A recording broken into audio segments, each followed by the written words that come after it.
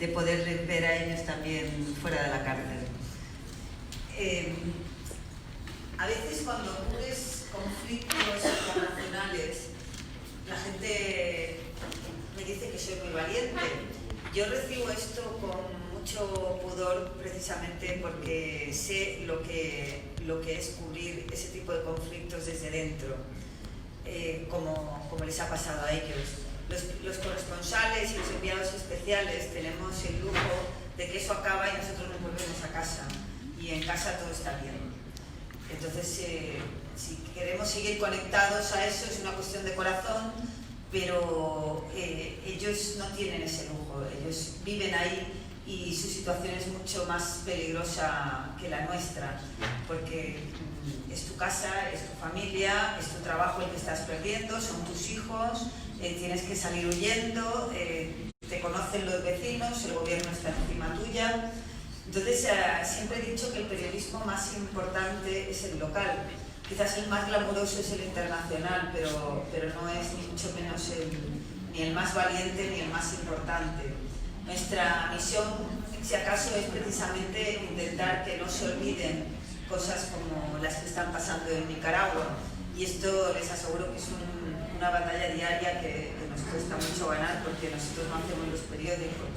Nosotros solo intentamos influir en nuestros jefes, que a su vez tienen jefes y compiten con toda la actualidad mundial. Y precisamente ahora, con todo lo que está pasando en Latinoamérica, desde Brasil, Colombia, Bolivia, México, Venezuela, desgraciadamente todo esto se ha llevado todo el oxígeno para que nosotros podamos defender que los titulares sean sobre Nicaragua. Entonces, a esto le doy las gracias a todos ustedes, porque es su presión fuera de Nicaragua la que también consigue ayudarnos a llevar esas noticias a los periódicos. Como periodista cubriendo este tipo de situaciones, una de las cosas que más me llamó la atención cuando fui la primera vez a Nicaragua el año pasado, ya durante la represión, es que de los pocos colegas que habían estado míos allí, uno era Javier Mauluz, que es el primer premio Pulitzer de fotografía que tuvo España, un periodista independiente, muy valiente, que ha cubierto muchos conflictos, muy veterano, ya tiene más de 60 años, creo. A lo mejor me equivoco, pero por ahí va. Y me dijo que nunca se había sentido tan vigilado, tan espiado y tan acosado como en ese momento en Nicaragua. Entonces, desde esa perspectiva de alguien con una dilatada carrera que había pasado por tantas cosas, eso me puso inmediatamente en guardia.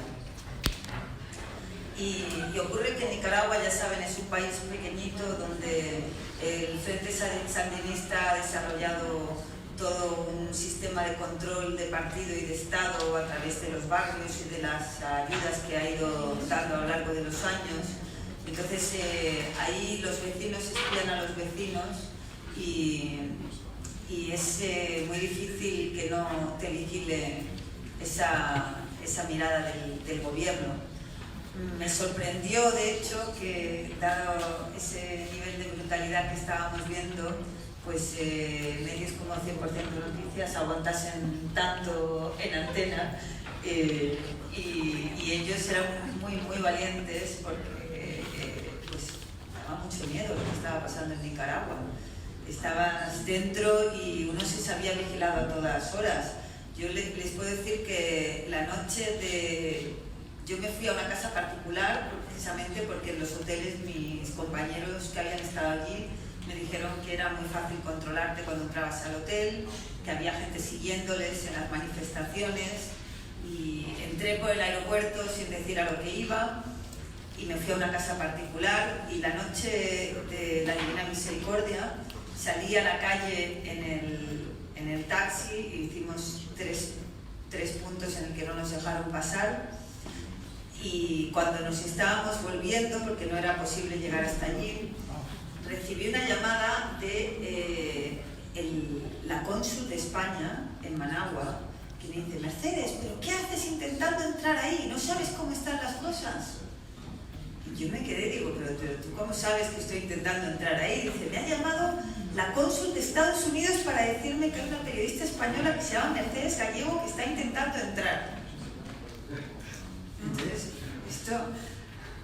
esto solo pasa en Nicaragua. Y les digo que vengo la semana pasada estuve en Cuba. Es increíble la capacidad de control que tiene el Estado en Nicaragua. Entonces, esto además es muy problemático porque despierta la desconfianza entre todos, y el divide y vencerás es el mejor arma. Ya yo no me fiaba del taxista, el taxista no se fiaba de mí. ¿Quién se lo ha dicho? ¿Cómo se han enterado? ¿Quién nos está traicionando? Supongo que ellos podrán hablar más de esto. Las principales armas de las dictaduras son este tipo de cosas, plantar informaciones falsas, y fulano se ha robado dinero, y entonces esto se repite en todas estas cosas de distintos países. El acusar a alguien de haber estado robando dinero, inmediatamente le enemista con los demás, o de estar chivándose, o de ser un espía. El otro arma muy importante es la autocensura, porque es mucho más práctico y económico para estos gobiernos que nosotros nos autocensuremos a que ellos tengan que censurarnos. Entonces basta con llevar a uno a la cárcel para que todos los demás sepan lo que les espera si no siguen las pautas del gobierno. Y esto a mí me parece muy triste porque ahí es cuando se pierde la dignidad. Es un poco, o también la situación esta que les describí al principio del día que me tocó ver a los paramilitares matar a alguien al lado nuestra. Había en el camellón un paramilitar con el rifle apuntándonos al coche para que miráramos al suelo, y yo escuchaba al taxista maldiciéndole: hijos de perra, mira lo que nos hacen, no nos dejan ni defendernos. Y el hecho de que tú tengas que mirar para otro lado es tan humillante, te quita tanta dignidad, que tú sepas que estás dejando a otro ser humano que lo maten con tu beneplácito, porque no tienes otra alternativa, y miras para otro lado y te tienes que ir para adelante. En el momento que minan tu dignidad y te humillan de esa manera, ya no tienes fuerza para seguir luchando por lo que importa, contra ese régimen. Entonces, por eso me parece tan importante que haya gente valiente como ellos, que han preferido sufrir todo lo que han sufrido, pero para seguir manteniendo su dignidad, que es lo que les da la fuerza para estar hoy aquí. Entonces, antes de darle paso al siguiente ponente, quería que le dieran un gran aplauso de nuevo a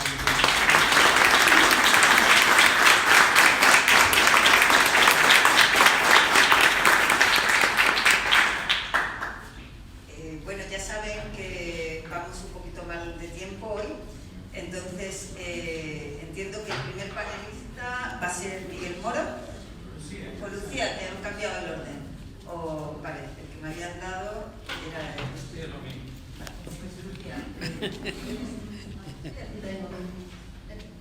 Bueno, buenas tardes, gracias por invitarnos a este encuentro con ustedes. Es valioso tenerlo de frente. Gracias a Dios porque lo tenemos de frente. Gracias a Dios porque estamos acá. Hoy es el día del Señor y de agradecerles a Dios porque nos sacó de esas mazmorras, de esa injusta prisión, y para dar testimonio de que viene esa libertad para Nicaragua. Bueno, hemos pasado diferentes situaciones.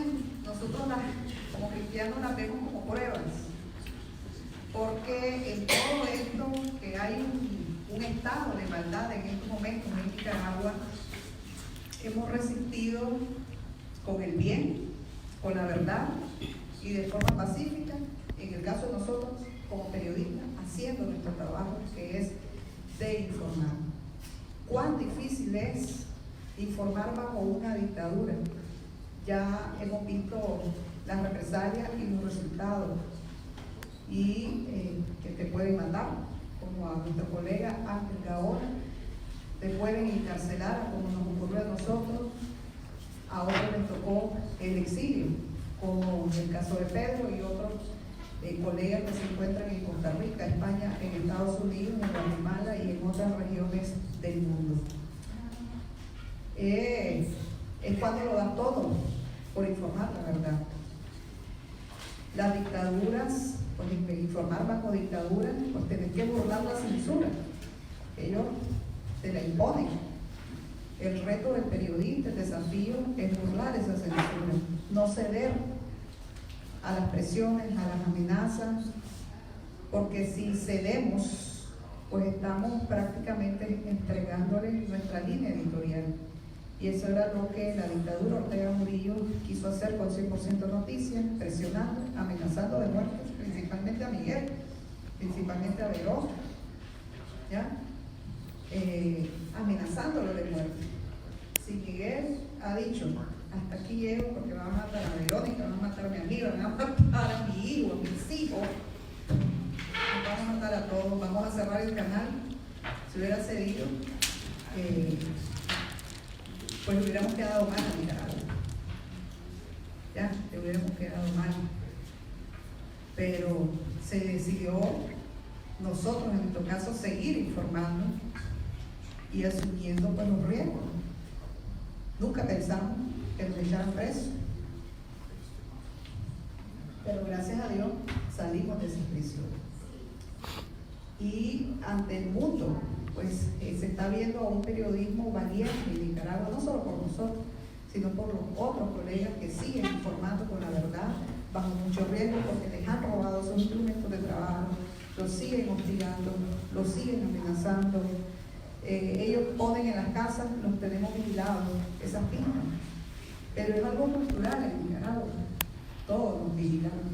Así que ellos creo que se sienten vigilados por todo, porque en un barrio de una cuadra pueden haber 20 casas y de esas 20 casas tal vez solo 2 son a favor de la dictadura. Entonces, ¿quiénes se sienten más vigilados? No sé, tal vez ellos lo hacen, te tenemos vigilados para que sientas miedo, pero la gente ha perdido el miedo de Nicaragua. Y eso lo vemos en esa forma de resistir de forma pacífica, resistiendo con agua, con esta botella de agua. Ahí está la banda de los robadores, Amaya Copo, ahí está Olama, Hurtado, están varios ahí presos por llevar agua, por estas muestras de solidaridad. Entonces, cuando vos ves esa forma pacífica de resistir, como lo hizo también el padre Román, estas acciones de resistencia de las madres, de los familiares de presos políticos, que hacen jornada de huelga de hambre, que hacen que el pueblo se unió también en oración y ayuno. Entonces, prácticamente dejan desarmada esa dictadura. Ellos te amenazan con armas, ellos te amenazan con matarte, con echarte preso. Pero la gente no tiene miedo. Nosotros, como periodistas, en lo más duro de esa cobertura, no tuvimos miedo porque no había tiempo de tener miedo. Nunca nos sentamos a analizar si teníamos miedo, porque teníamos un gran compromiso con el pueblo de Nicaragua de atenderle sus denuncias. En el canal teníamos entre 50 a 100 personas diarios interponiendo denuncias. O sea, no nos dábamos ni abasto nosotros mismos, no teníamos tiempo de pensar en nosotros. Teníamos que atender a la gente que llegaba a contar su historia, la represión, que sus hijos se lo habían llevado secuestrado, que les habían llegado a reprimir en su casa, que las historias, tantas historias que hicimos dolorosas, que yo les voy a ser sincera, en algunos momentos uno llora cuando la están viendo ya transmitida en la televisión, pero los momentos en que lloré, creo, a varios muertos fue en la cárcel. Ya tantos jóvenes, tanta sangre que ha derramado el pueblo de Nicaragua, sangre inocente que se ha derramado, que hasta ese momento uno comienza como a ver, asimilar todo el trabajo que uno hizo, ¿verdad? Atendiendo a las personas y cómo nosotros, un equipo pequeño de 100% Noticias, se tuvo que multiplicar para ir a veces hasta 10 sepelios diarios. Ya, o sea, porque así teníamos, llegamos a 10, que íbamos a 10 sepelios diarios. O sea, y no queríamos solo contar las historias con números. Ah, murieron tantos. No, tenías que ir a ver quién era esa persona, en qué circunstancias lo mataron, cómo lo mataron, quién era, qué decía de Nicaragua. Ya, o sea, ¿qué lo motivó a agarrar la bandera azul y blanco e ir a realizar una manifestación o a unirse a una manifestación? Muchos eran jóvenes, solidarios, la mayoría son jóvenes solidarios, que iniciaron pues solidarizándose con los ancianos. Solo por ese ejemplo de solidaridad fue que los mataron, ¿sabes? Porque ellos se levantaron. Alvarito Conrado, cuando lo mataron por llevar agua, y hoy seguimos en las mismas. Tenemos una Mayacota expresa por llevar agua, y a los otros jóvenes, ¿verdad?, activistas de derechos humanos que también están en esa misma situación, a los otros presos políticas que todavía no les libera la dictadura. Pero en medio de eso, claro, es seguir con nuestra labor informativa. Ya encarcelados, cuando nosotros ya reactivamos nuestra página web, porque nos dejaron sin cable, nos dejaron sin canal, nos robaron todo. Hasta mi ropa interior se robaron, para que vean. Porque nosotros nos fuimos a vivir al canal. Nosotros nos fuimos a vivir literal al canal. Llegó un momento en que yo agarré mi maleta, eché mi ropa, Vero y Miguel ya estaban dentro del canal viviendo y aquí estamos. Aquí vamos a estar. Y bueno, ellos entraron al canal y nos sacaron, nos robaron. El canal de televisión, una historia que ustedes ya conocen, pero ya no nos damos por vencidos, y luego de que nos encarcelaron, pues comenzamos ya a reactivar pues, nuestras plataformas digitales para seguirle brindando pues, el servicio de noticias a todo el pueblo de Nicaragua y a todo el mundo. Gracias.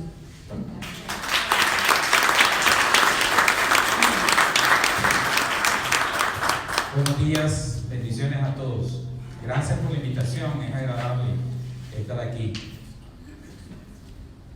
El periodismo nicaragüense está escribiendo las páginas más bellas de su historia.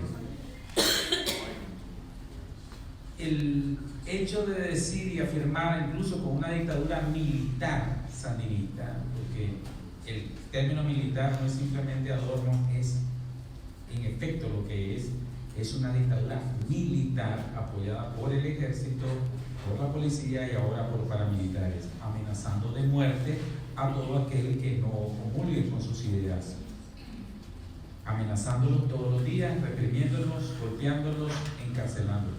Tenemos nuevamente en la historia una dictadura militar más cruel, más cobarde que la de Somoza, porque a la Guardia Nacional y a los somocistas los sandinistas les disparaban, tenían armas de guerra, ellos hacían operativos, los emboscaban, hacían robos de banco, emboscadas en el interior del país, se hacían operativos militares. Estamos hablando hoy de una dictadura militar que está masacrando al pueblo de Nicaragua. Grandes números que tuvimos gracias a Jehová de los ejércitos, la oportunidad de decírselos en persona al vicepresidente de este país, casi 400 muertos, porque después de los 328, todos los días aparece un campesino azul y blanco, con parte de su familia asesinada, nadie sabe, una ciudadana nicaragüense norteamericana, un paramilitar que dispara frente a su esposo en Estelí, después aparece otro muerto y así van sumando todos los días muertos.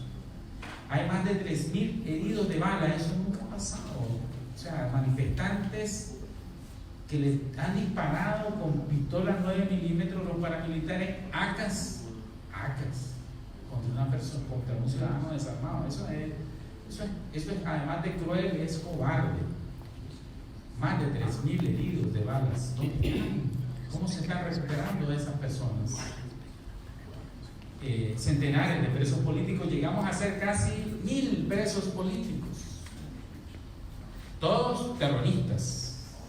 Llegamos a ser el país con más terroristas por centímetro cuadrado en el mundo. Son, además de crueles, inhumanos, estúpidos, porque nadie se creyó ese cuento. Y hoy tenemos a casi 150 y peleando para que los liberen. O sea, jamás en la historia de Nicaragua ha pasado esto. Y algo que me ha llamado poderosamente la atención y me duele porque he visto a mis hermanos en Costa Rica y aquí en Estados Unidos y en otras partes que tenemos esa represión brutal, cobardes, tuvieron que huir casi 100.000 personas. 100.000 personas de un año para otro. Eso se dice fácil en un pueblo tan pequeño de 6.3 millones de habitantes. El exilio de Somoza fue de 46.000 a lo largo de varios años. El exilio de los sandinistas en los 80 fue de 400.000, pero a lo largo de una década. Estamos hablando de 100.000 de un año para otro. La familia nicaragüense fue dividida y partida en dos.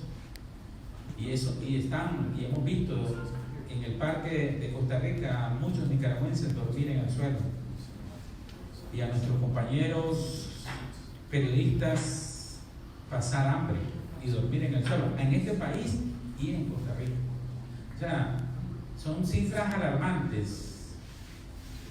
Pero hay una gran lección. Como decía Lucía, Dios nos pone a prueba a todos. Nosotros como periodistas cristianos que somos, sabíamos que teníamos que hacer lo que teníamos que hacer, porque de lo contrario estaríamos traicionando nuestra vocación. Y el que dice la verdad, dice la palabra, es embajador del Dios Altísimo.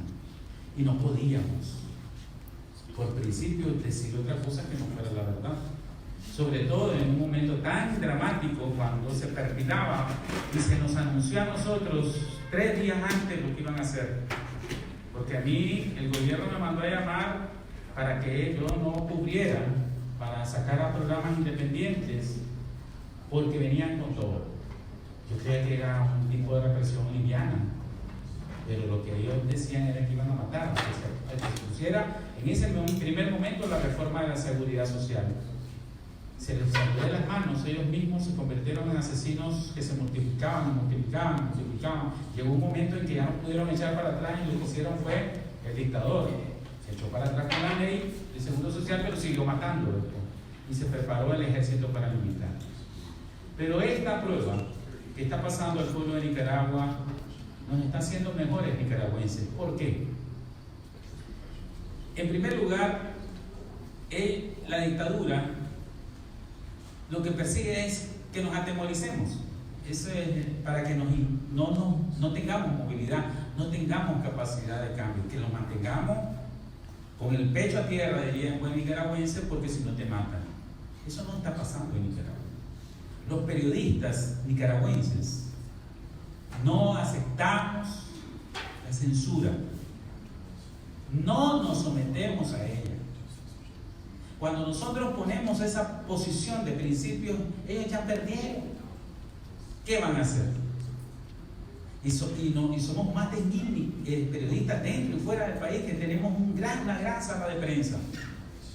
Ahora tenemos una sala de prensa en Miami, otra en Costa Rica con Lucía y otras que están en diferentes lugares en el territorio nacional.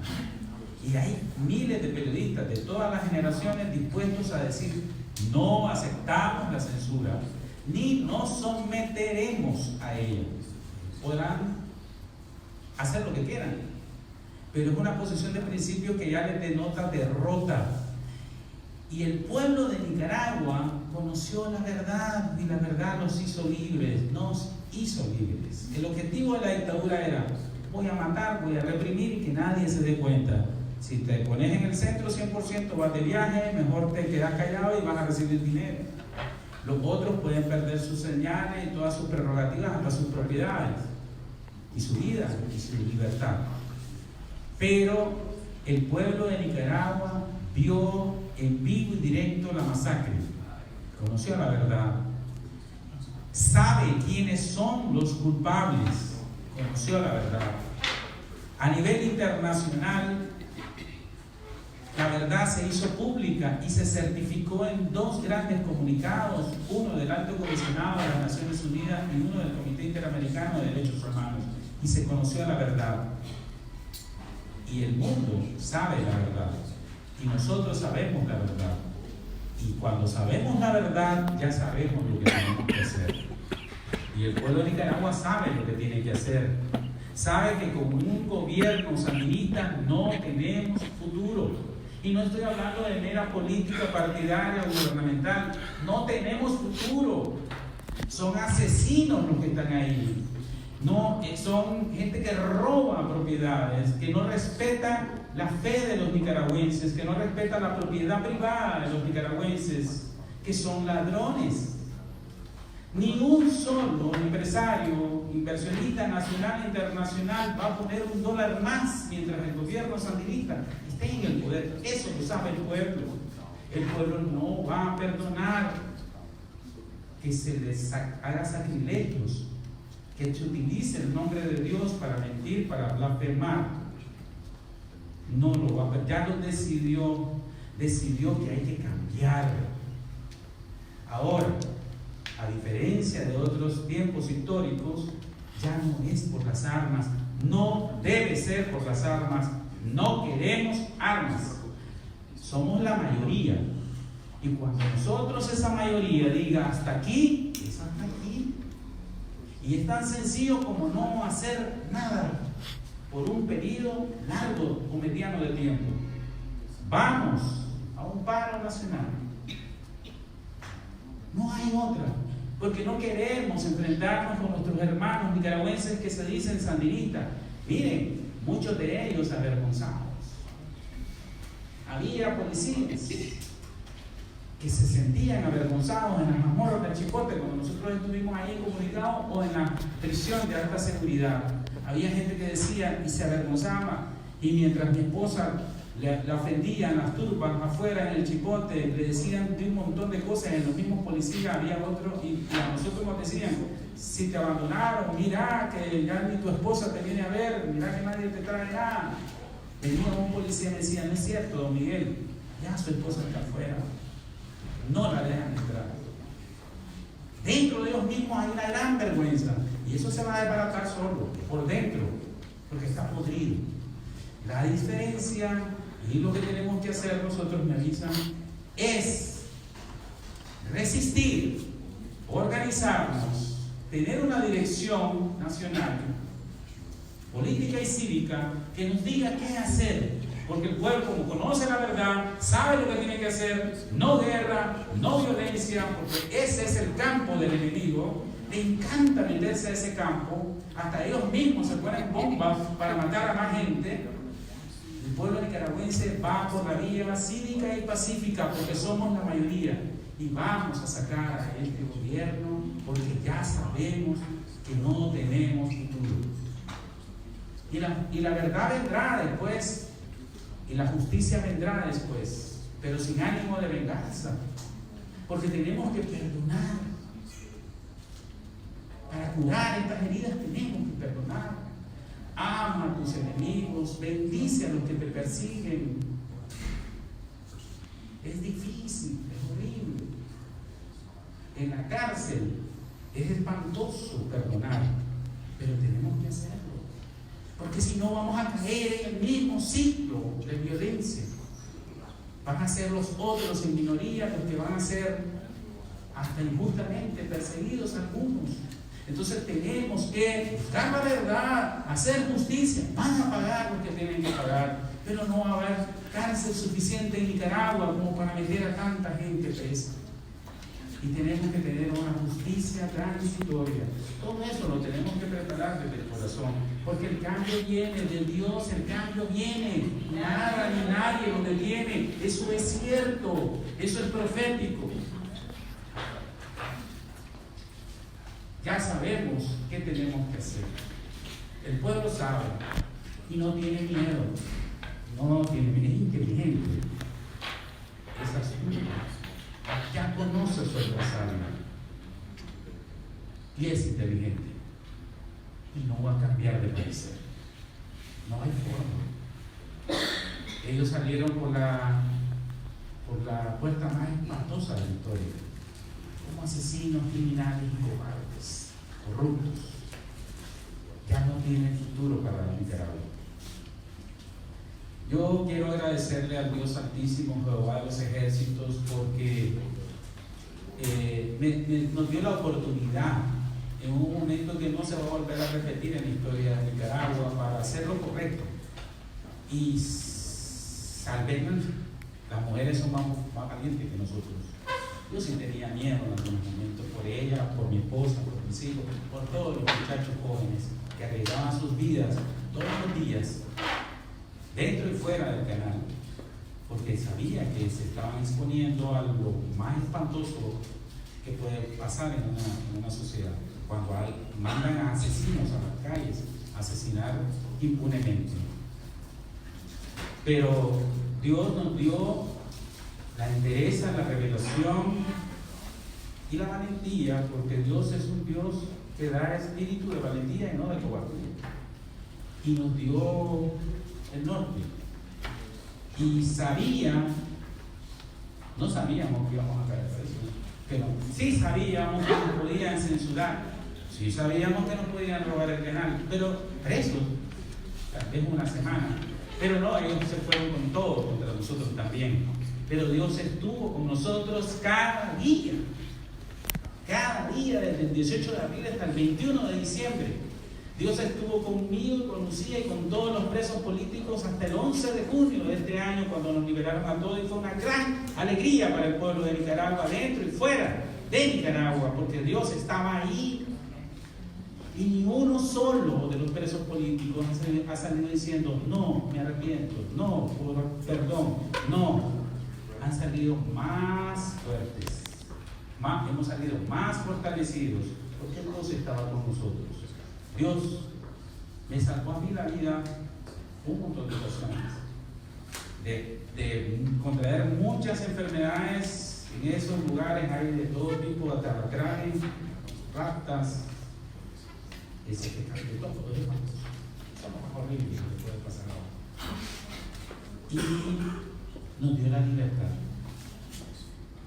Y eso es, todo lo demás viene por añadidura. Y nos pasó de la cárcel espantosa de esa tumba a la sala de la vicepresidencia de este país. A un homenaje que lo recibimos y no se lo dedicamos al Dios Altísimo, porque Él nos dijo, ustedes van a recibir esos premios, pero también denme la gloria a mí, y es cierto, y así fue. Gracias.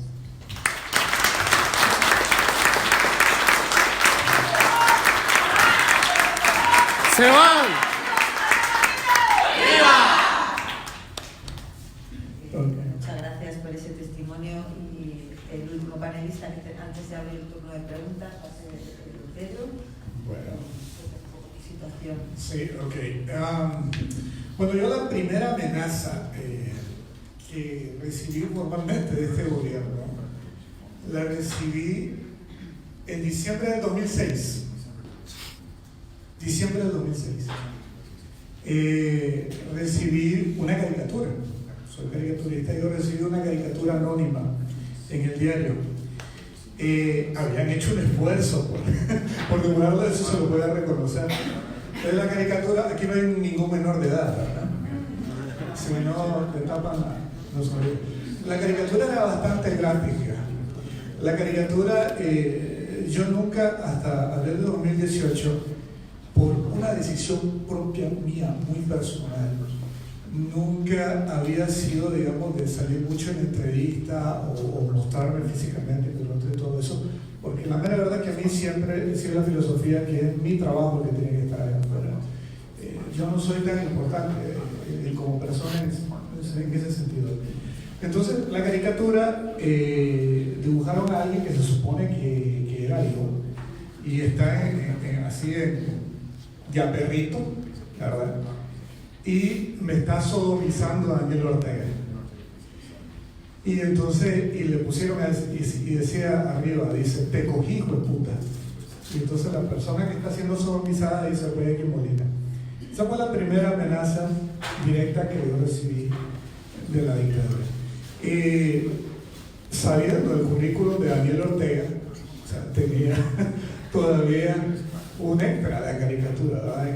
En ese sentido gráfico, en esa presentación.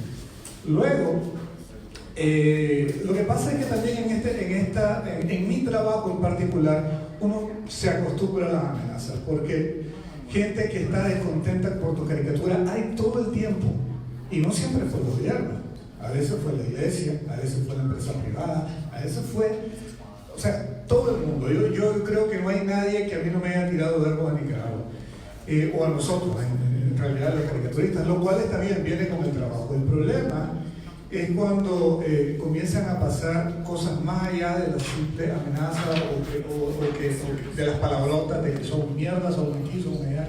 No, el problema es cuando ya comienzan a amenazarte con que te van a matar, y cuando ya se aburren o que te van a llevar al chipote, que no sé qué, y cuando ya se aburren porque miran que ya no les puso mente, entonces van con la familia.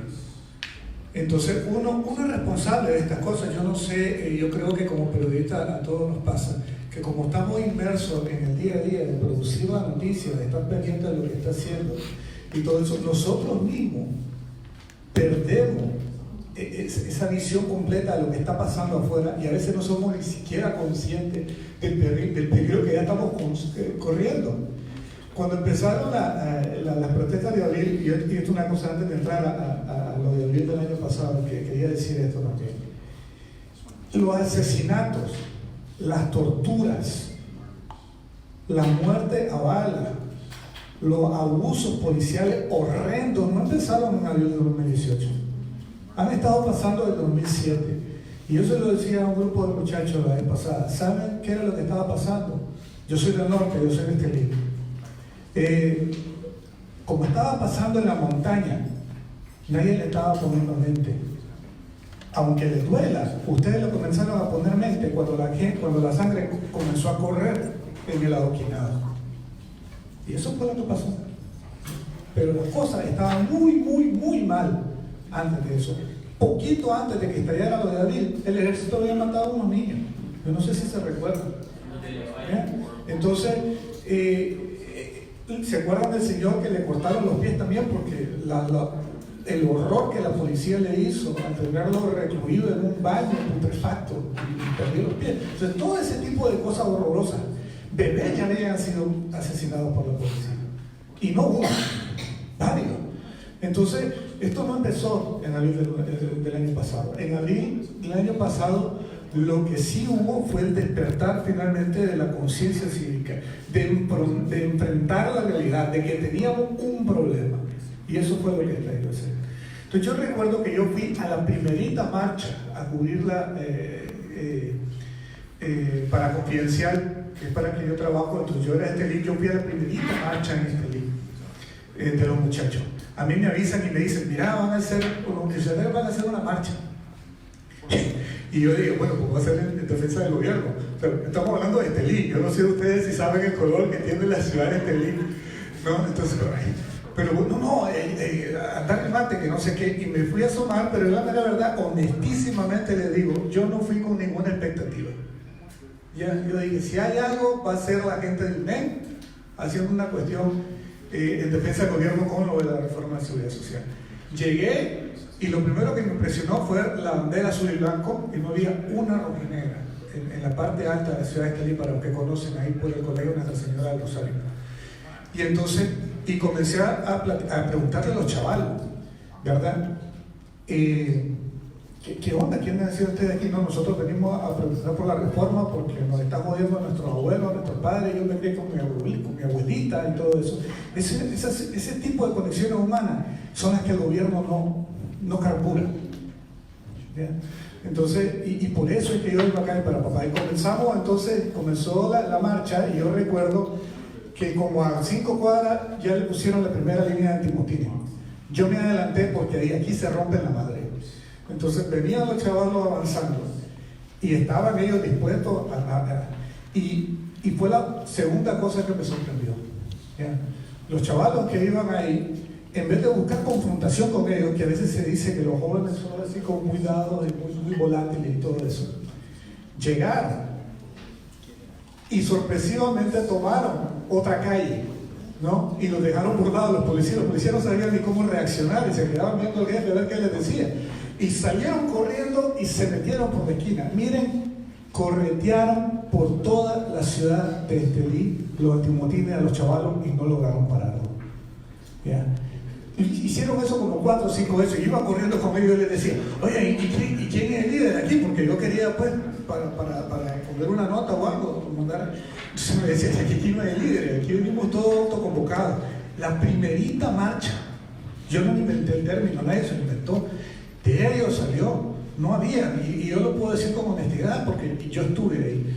Llegaron hasta una marcha, hasta un parque que es muy simbólico del sandinismo ahí. Y dije yo, ok, ahora sí les caigan. Y yo dije, bueno, van a hacer algo y ya se van a ir, ¿no? Y luego, ahí habían 2 astas, una con la bandera nacional y otra con la bandera del partido. Y como les digo, un parque simbólico de Estelí, que ya tiene color de sandinista, es un parque simbólico de sandinismo. Y agarraron y bajaron la bandera rojinegra. ¿Bien?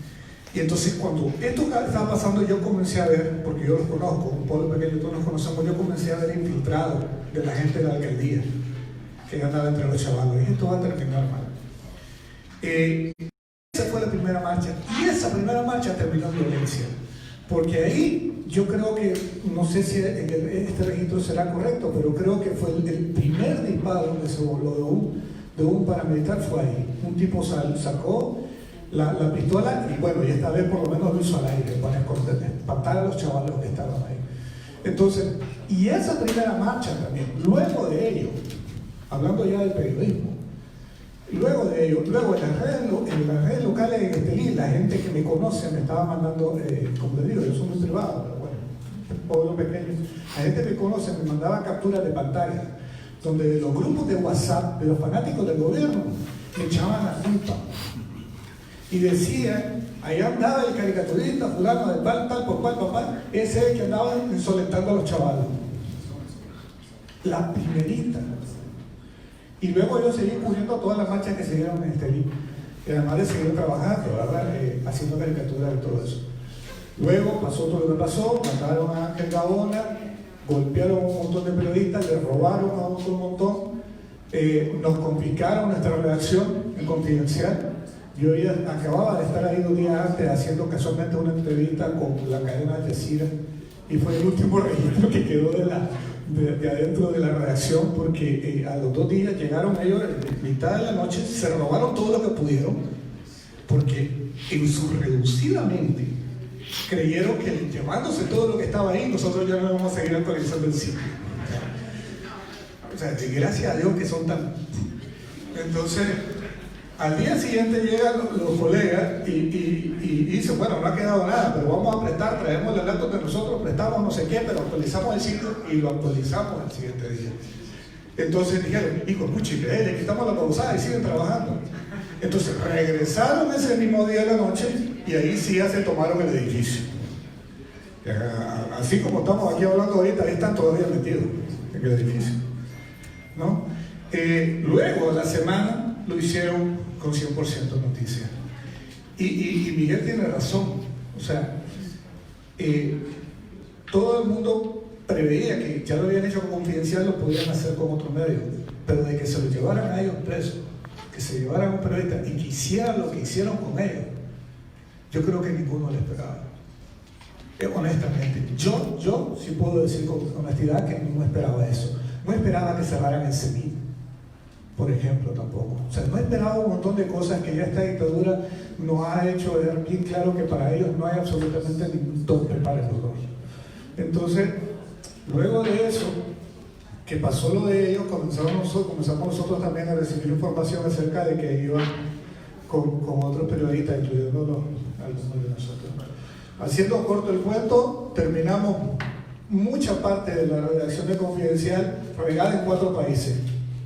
¿Ya? A uno nos ha costado más duro, a otros más suave, a otros por aquí, a otros por allá, a otros buscando por nuestro lado. Unos pudimos salir todavía por el aeropuerto, otros no pudieron salir por el aeropuerto, tuvieron que salir de otra forma, ¿verdad? Pero lo que yo sí puedo decir es que no le dimos gusto porque no hemos dejado de, yo no he dejado de publicar mi trabajo un solo día desde que ellos hicieron eso. Y esa digamos, motivación no la da solo el hecho de que sea un trabajo, la da el hecho también de que lo que nosotros hacemos, estamos conscientes que es lo que podemos contribuir a todo eso. Luego también muchos de los que nos ha tocado el exilio, ¿verdad?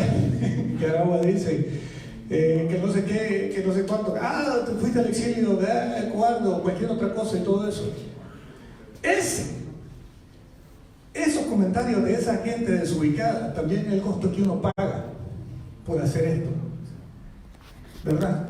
Porque si nosotros hubiéramos terminado en una cárcel, ahí sí se hubieran detenido las caricaturas, ahí sí se hubiera muerto Confidencial, ahí sí se hubieran desbaratado un montón de cosas que nosotros todavía seguimos haciendo. Entonces, ¿qué es más importante también? Nuestra reputación, que hablen bien de nosotros o aportar lo que sabemos que podemos aportar. Entonces, es también un costo que nosotros pagamos.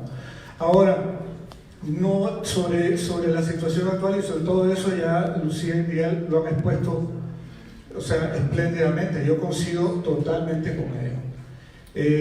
Y la mera verdad, yo quisiera también ya cerrar aquí para poder abrir el espacio para que todos pues podamos un poco dialogar también.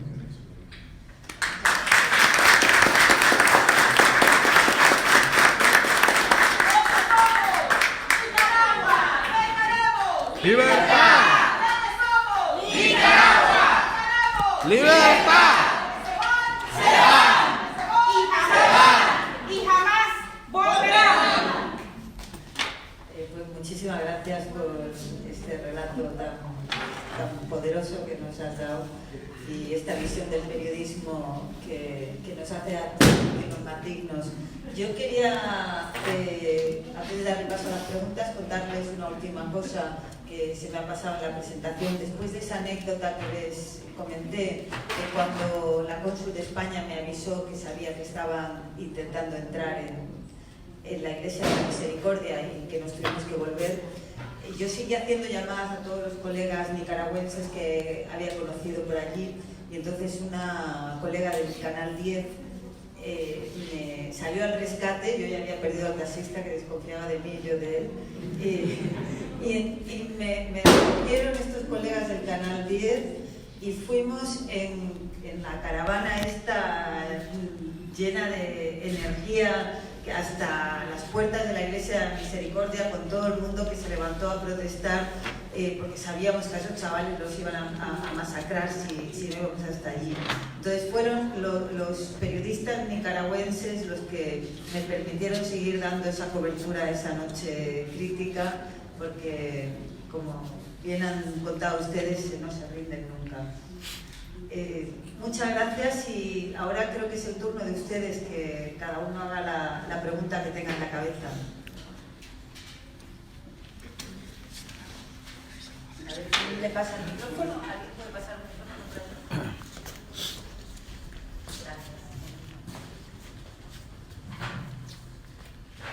Gracias. Bueno, muchas gracias.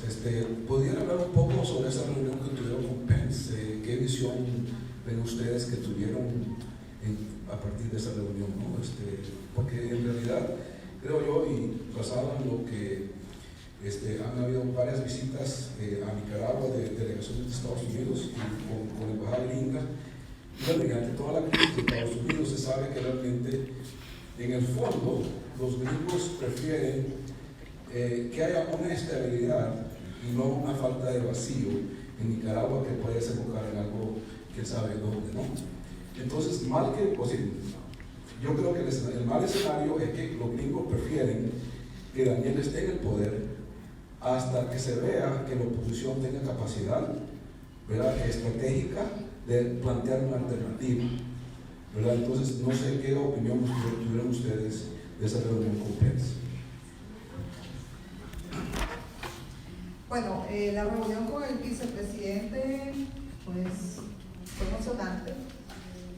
Tuvimos pues la oportunidad de estrecharle la mano, agradecerle pues en nombre también del pueblo de Nicaragua todos los esfuerzos que ha hecho el gobierno de Estados Unidos para que se regresen las libertades, la democracia nicaragüense. Él mismo rompió el protocolo, entonces si él lo rompe, yo también lo rompí. Nos pasó saludando uno por uno. Entonces aproveché el momento que llega mi turno y yo andaba una pulserita que me la había regalado una expresa política que llegó a Costa Rica, y la expresa política, con esas pulseritas ellos se ganan la vida, ¿verdad? Ahora elaborando y haciendo ferias. Entonces yo le digo, agradecerle a él, ¿verdad? Porque también hizo lo suyo para, y yo creo en alguna ocasión cuando nosotros estábamos en la cárcel, y agradecerle por todo el apoyo a Nicaragua y que lo sigan haciendo ese apoyo. Entonces, pues llega el momento y le quiero regalar esta pulserita que la hacen las expresas políticas para ganarse la vida, sí. Te quedas sorprendido, sí, ellas se ganan la vida, pero claro, yo no me podía quitar la pulsera, la estaba bien amarrada. Entonces, hasta el mismo me comenzó a ayudar a desatar el nudo. Entonces, total, se la puse y le dije que cada vez que él viera esa pulserita recordara que hay presos políticos. Cada vez que viera esa pulserita recordara que todos los días en Nicaragua se captura, se secuestran a personas inocentes, y que el pueblo de Nicaragua necesita del apoyo de los Estados Unidos, de su gobierno y también de su pueblo. Pues quedo muy emocionado con las palabras, y en toda la reunión pues la ilusión, la pulserita, ya después pasó de Miguel, pero bueno, se le puso la situación como tal, no tanto lo de nosotros, sino de lo que estaba ocurriendo en ese momento, las tomas, o el estado de sitio que se tenía en la iglesia de San Miguel, el hecho de que se criminalice ese tipo de resistencia, ¿ya? El dar agua, que se está criminalizando. Fue muy, se ve porque sigue ese compromiso de los Estados Unidos de continuar respaldando al pueblo de Nicaragua. Y vienen ellos con sus medidas. Ya Estados Unidos ya tiene establecido por medidas que ya todos ustedes conocen y que se van a seguir aplicando, bueno, como lo anunció también el embajador ante la OEA, Carlos Drummond. Sí, algo que me llamó la atención con el vicepresidente es que él está muy enterado de la situación en Nicaragua. Y decir eso a ese nivel es bastante. Tan así que él interrumpió, creo que Lucía, en alguna discusión de lo del problema con el Masaya. Él dice, yo quiero contarles una anécdota que yo siempre cuento. Y es que yo me encontré con el paro del cura que estuvo en una iglesia de la Divina Misericordia. Y él es defensor de la libertad de culto, entonces expresó un comité y él tuvo la oportunidad de hablar con el padre de la Divina Misericordia. Y contaba de que el padre le decía que uno de los jóvenes, al verse bajo las balas y con los paramilitares por todos lados, le decía al padre, padre, yo no creo en Dios. Pero, esto lo estaba contando Pensa a nosotros y a todos los estados, los periodistas ahí. No creo en Dios, le dicen, pero si salgo de vivo de esta noche, en el único Dios que yo voy a creer es en el suyo. Oiga, padre, ese es el Dios, la fe de los nicaragüenses. O sea, llegar al nivel de la anécdota que la cuenta, nos la contó y dice que la cuenta cada vez que puede. Y al final dice, no se preocupen porque nosotros no los vamos a dejar solos. Eso es lo que él dice, o sea, lo que esencialmente nos dijo. El gobierno, pese a que lo que tienen aquí interno con el problema de Trump, los gobiernos, porque no solo nos reunimos con el vicepresidente, sino con staffers de congresistas de los dos partidos, el Departamento de Estado, va funcionando. Tienen mucha información clara en Nicaragua, están destinando a gente específicamente para ver el día a día en Nicaragua. Y están actuando de la forma que tienen, por la orden, por la ley, by the book, como dicen ellos. O sea, las sanciones vienen, esperaron lo de la OEA y ahora vienen más sanciones, ya lo han dicho en un comunicado esta semana el Departamento de Estado. Esa línea viene, y viene con mucha fuerza. Y recuerden que la Nicaragua es muy fuerte. no solo para los dictadores, sino para todo el pueblo. Estamos hablando de unas sanciones económicas bastante fuertes. Dios quiera que no se apliquen, pero sí, los norteamericanos van en la línea de que Nicaragua necesita cambiar de gobierno a través de elecciones transparentes y que ellos van a hacer el esfuerzo diplomático y económico, vicefinanciero, para que eso se logre. Pero el cambio es de adentro. Lo que tenemos que cambiar en Nicaragua somos nosotros. Solo agregar también a eso sobre lo que decía, no solo el gobierno norteamericano, porque igual yo lo he escuchado de diplomáticos de Europa. Entonces es la misma cuestión que dice, es que nosotros preferimos estabilidad a cualquier otra cosa. Pero primero entonces, ¿qué hay que hacer? Todo lo que tenemos la oportunidad a veces de estar en esos foros, o incluso ustedes también en democracia, donde se les escucha más también a la gente, cuando llegan a pedirle sus votos para el Congreso, o cuando vienen elecciones el año que viene y todo eso, es también romper ese mito. En Nicaragua no puede haber estabilidad. ¿Cómo puede un diplomático europeo o estadounidense seguir considerando que hay alguna especie de estabilidad en Nicaragua? Es que ese es el primer mito, no existe. El segundo, y esto nos lo decía, yo tuve un conversatorio hace 2 semanas, algo así, el Consejo de Europa, y ahí estaba la portavoz de Macron, del presidente francés. Y entonces ella decía que es que ellos tienen que ir con mucho cuidado porque por la historia del colonialismo, que cualquier cosa que ellos hagan se puede interpretar como una cuestión de injerencia. Entonces, se lo dije yo y se lo dijo otro colega periodista que estaba ahí de Malta y se lo dijimos. O sea, que no se puede seguir alegando en diplomacia, ¿verdad? Para no hacer algo, la injerencia ante asuntos de derechos humanos. No es ni siquiera decente seguir con ese argumento. ¿Ya? Entonces, porque ya tenemos que dejar de verlo como cualquier otra cosa. La defensa de derechos humanos es universal, debe ser universal. Y todos tenemos que apoyarnos, las grandes potencias y las pequeñas. ¿Por qué? Porque todo lo que pasa en nuestros países, así como estaba diciéndolo también el colega de Malta, y todo lo que pasa en los otros países pequeños cerca de Europa, que no se atiende, porque no le digan injerencistas en cuestión de derechos humanos, ¿ya? Repercute en esas mismas sociedades, con la migración, con todos los problemas que después salen. Entonces, tienen que romper ese esquema. La diplomacia tiene que entender que ese librito de soluciones que han estado usando por 60, 70 años, en la actualidad del mundo, en estos momentos, ya no tiene ningún efecto, no tiene ningún uso, tienen que renovarse y tienen que pensar por eso de otra forma. Ir a lo básico, si es un problema de derechos humanos, se entiende como eso, más que un problema ideológico de soberanía o lo que sea, porque los derechos humanos son universales. Muchas gracias. ¿Quién es? ¿El micrófono para quién?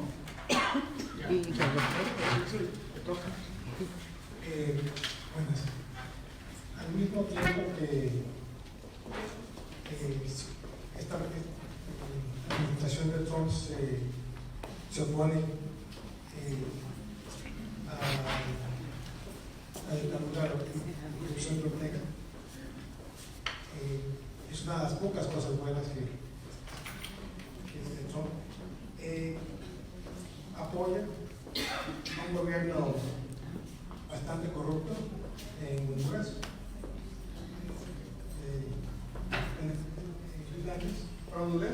igual en Guatemala. Y la pregunta entonces es ¿cómo evitar ser ingenuo y pensar que el objetivo, que la conveniencia de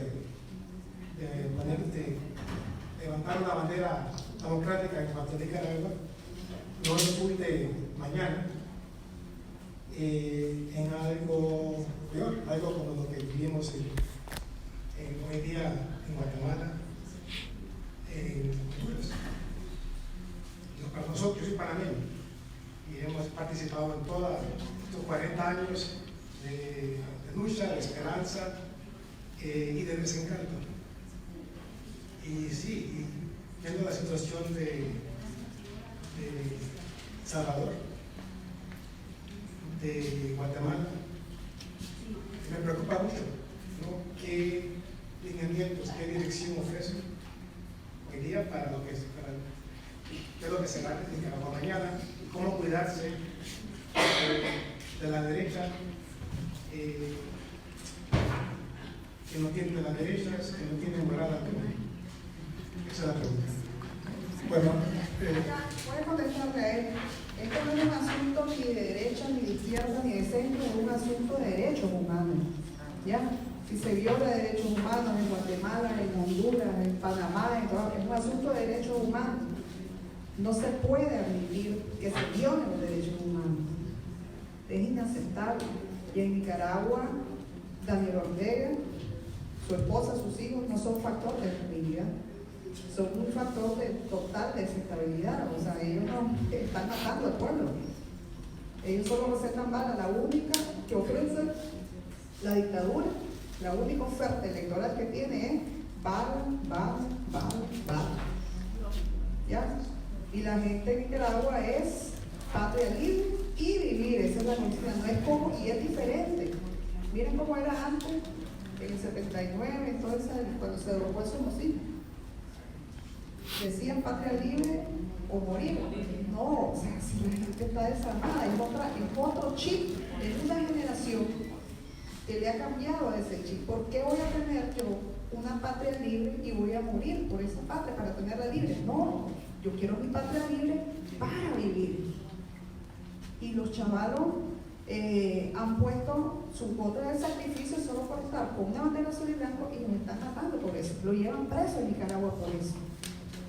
Tan absurdos, cosas absurdas no han ocurrido en Nicaragua. Niños que se suicidan de 2 meses, 3 meses. Dictámenes médicos así que dicen que ese niño se suicidó cuando le dispararon. Y sus padres dicen que le dispararon uniformados. O sea, hemos vivido en Nicaragua cosas absurdas que yo no los he visto en otros países. ¿Ya? Cada país tiene su particularidad, yo sé, pero es inadmisible en todas partes del mundo que se violen los derechos del ser humano. Nicaragua está repitiendo un patrón de violencia por esta dictadura. Pensábamos que ya habíamos superado los nicaragüenses toda esa etapa de represión, de dictadura. Estamos viviendo la misma película y eso es lo más triste y lamentable que le ha pasado al país. Antes nosotros decíamos, lo que está pasando en Venezuela ya nos pasó a nosotros, no se volverá a repetir. Así se miraba, porque ya lo habíamos vivido. Lo que estaba pasando en Venezuela, que no hay la escasez, los anaqueles vacíos, que hay hambre, que hay la represión, medio de represión y todo. Así lo miraba. No va a volver a pasar, porque ya vimos esa película, pero lamentablemente estamos volviendo a vivir esa película. Entonces yo solo quiero reiterarles que no es asunto de ideología, esto es asunto de derechos humanos. ¿Ya? Eso es. Como bien dice Lucía, eso es precisamente lo que iba a decir yo. El primer paso es quitarse el chip de la ideología. Porque yo no entiendo cómo fuera o por el otro lado o en azul y blanco pueden estarse todavía rompiendo la mano de derecha e izquierda. Cuando esto es jodido, o sea, el de Honduras no es de izquierda, hizo fraude como hizo Ortega. Y ahí está, no, ellos sí pueden hacerlo y pueden llevarse bien entre ellos mientras el resto estamos de babosos matando. Por cuestiones ideológicas, cuando a ellos les vale madre.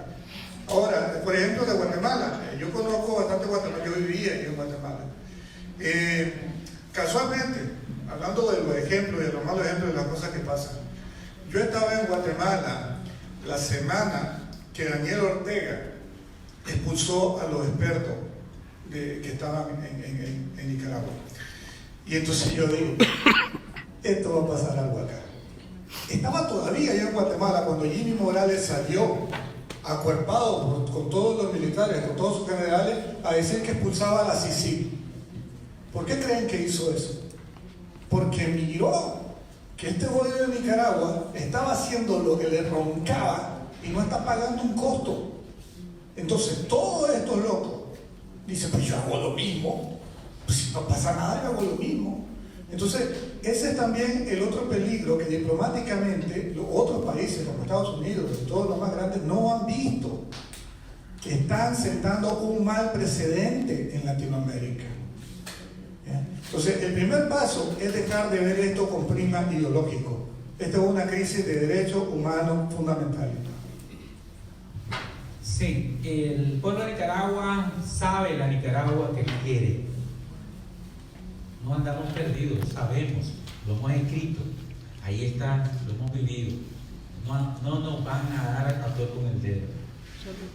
Y qué bueno que Estados Unidos tenga una posición diferente para con Nicaragua. Imagínense que fuera lo contrario.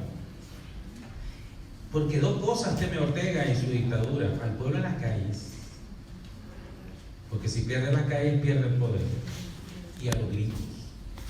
Hay una relación odio, ideológico, amor-odio ahí, ese es su problema. Pero gracias a Dios que pone el amor, la voluntad de ese poder, de ese gobierno, de este pueblo también, porque no solo es el gobierno, y de sus autoridades, para que sea diferente con Nicaragua. Y yo no voy a rechazar esa ayuda, porque la correlación de fuerza es 50.000 acres contra nada. Entonces, el cambio lo vamos a hacer nosotros, sabemos qué es lo que queremos. Vean los postulados de lo que se está escribiendo. Sabemos cómo lo vamos a hacer. La diferencia es 50.000 acres. Y necesitamos toda la ayuda que nos den, sea quien sea. Muchas gracias por esa aclaración. Me han dicho que solo una pregunta más. Y esta señora, si te dan dos, yo encantada. Esta señora estaba esperando. Bueno, lo mío es quería un poquito de aclaración a lo que dijiste sobre las sanciones. Nosotros como Azul y Blanco, creo la mayoría creemos que es lo único que nos está ayudando y nos va a ayudar. Tú dices que tú no quieres que suceda. Alguien más, creo que fue alguien de POSEP, dijo algo eso así y nos fue muy buen visto. Quiero que nos digas de por qué tú crees que no se debe dar. No, yo no estoy diciendo que si se deben o no se deben dar, yo digo que es lamentable que se den. Te voy a decir por qué. Al final de cuentas, el que va a salir sin empleo es el ciudadano, que es la gran mayoría. Ese no va a tener con qué llevar la comida a su casa, va a haber hambre. Ya lo hemos vivido en los 80, va a haber escasez. Muchas empresas van a colapsar, ya están colapsando. Ya, solo con las estupideces que están diciendo que van a confiscar, que van a echar preso a los empresarios, ya los están confiscando. Yo lamento como cristiano y como nicaragüense que lleguemos a esos niveles, pero si se dan, se dan. Yo lo dije, viene un proceso, y ese proceso es como que cuando un cuerpo tiene cáncer y le tienen que meter quimioterapia. Miren cómo queda ese cuerpo, casi lo matan a ese cuerpo. Es lo mismo. Eso es lo que le va a pasar a Nicaragua. No hay forma en que los Estados Unidos, con esa ley, con esa fuerza, ataquen solo al germen, al cáncer, y no afecten a todo el cuerpo. Son costos que tenemos que asumir. Sí, pero es lamentable. Preferiría yo que no se dieran, que recapacitaran y que no sacrificaran a los sandinistas al pueblo nuevamente. Esa es mi posición.